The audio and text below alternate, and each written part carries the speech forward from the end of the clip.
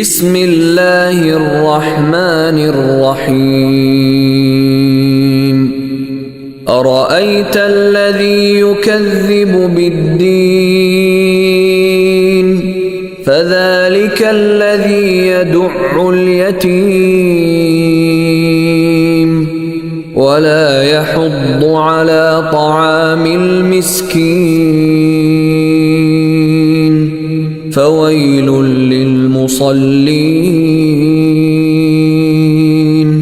الذين هم عن صلاتهم ساهون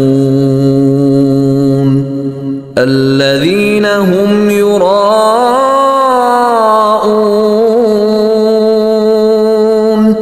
ويمنعون الماعون.